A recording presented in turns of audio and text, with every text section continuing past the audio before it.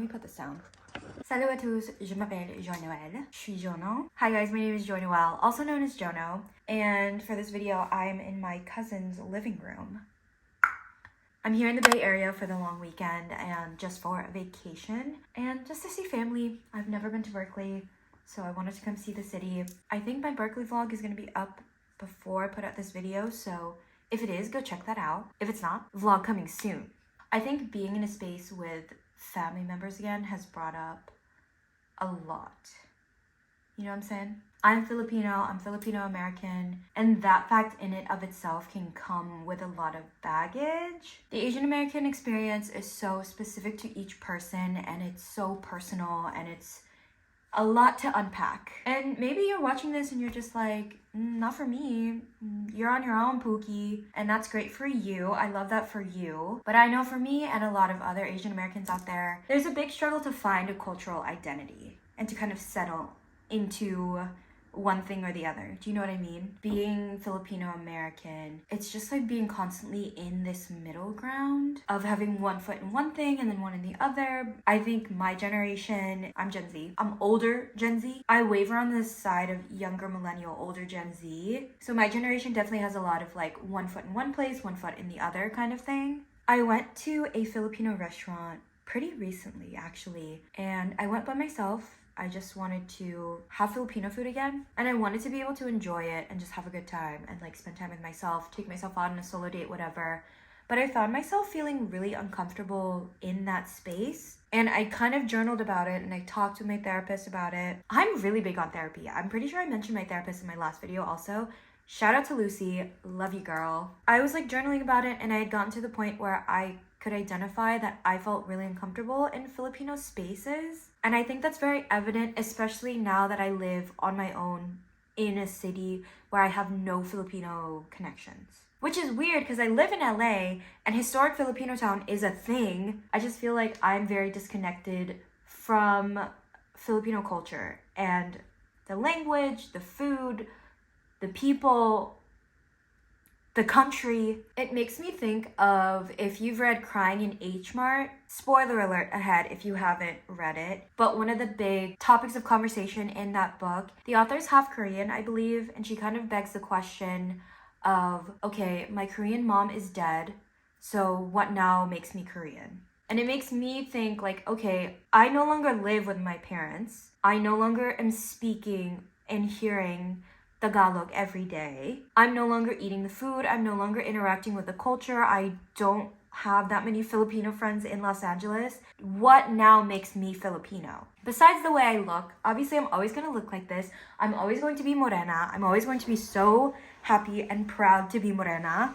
It is just like something that I have struggled with my whole life of like, when my parents leave this earth, what is going to make me Filipino? Because I'm not fluent in Tagalog by any means. I don't speak Bisaya, I don't speak Ilocano. And like, I feel really shameful for it. It's very weird because I feel like growing up, a lot of Filipino parents prioritized teaching their kids English and not Tagalog because they didn't want their kids to have an accent. But now I'm an adult, I run into the ordeal of my elders being like, why don't you know Tagalog? Because Belle and June didn't teach me when I was younger. So I have a kind of interesting upbringing. Me and my family lived in Japan for a while. When we lived in Japan, my parents spoke mostly Tagalog in the house. Also, we had a big Filipino community around us living in Japan. Everyone spoke Tagalog.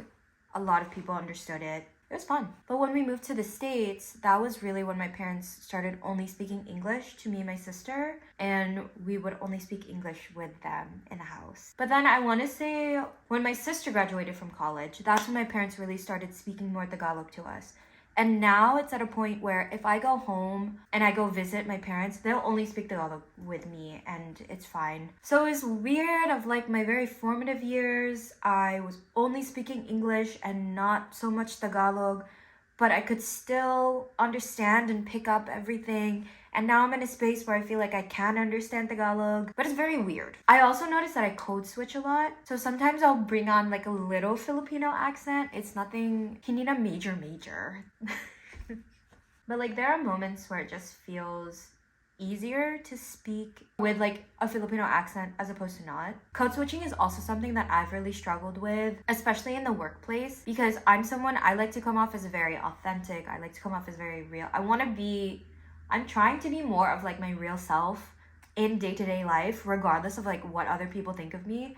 But I feel like I'm definitely almost putting on an act when I'm code switching, and I don't know if I like it or not.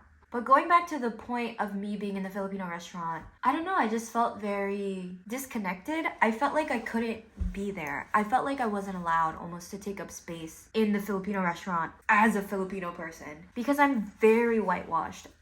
I'm super whitewashed. I'll be the first one to admit it. My French is better than my Tagalog. And I don't think that's anyone's fault but my own. I was talking with one of my Filipino friends one day, and they asked me the question, like, what's better, your French or Tagalog? And I said my French, because I got a formal education in French. I studied it for X number of years. I got to live in France. I get to vacation in France. I get to practice the language every day. Whereas with Tagalog, all the Tagalog I know from speaking with my parents, speaking with my elders, speaking with my Filipino friends and whatever. I would love to get a formal education in Tagalog, but I don't know many places who offer that. It's also interesting because I'll be like scrolling on TikTok. The TikTok ban. Can we just talk about that for a second? How crazy was that? That just felt like a really, really long crash out. Like, brother.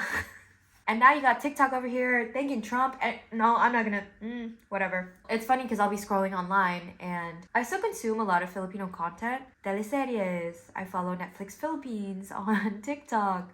I see a lot of videos on cultural significance and like cultural points within Filipino culture. Kapwa is what it's called in the Philippines, but I feel like the concept of it goes beyond just the Philippines. And Kapwa is this idea of like a shared humanity. So it's like if you ever see Filipinos greet one another or meet for the first time, right off the bat you're calling someone that you've just met your brother, your sister, your aunt, your uncle, whatever. It's almost like there's a sense of, oh, you're family already. You know what I mean? It very much fosters a lot of empathy and connectedness with other people. Like when my Filipino friends who are younger than me call me ate, I feel like a deeper connection with them. I feel like there's very much a sense that, oh, I'm their ate. Like, I don't know. It just makes me feel special. I don't know how to say it. It's also like very respectful. If you're one of my younger Filipino friends watching this video and you don't call me ate, ano ba, huh? Ano? But if you're one of my older Filipino friends and I don't call you ate, mind yours. I don't know what the fuck I'm saying. Yeah, dude. It's just been so nice to like be here with my cousin and to like shoot the shit and hang out and kiki and like be back with family. Just got a text message. Every time I sit down to film something like this, I get a text message from a person I really don't want to get a text message from. So why haven't I blocked him? I don't know. I should make a video on dating in LA.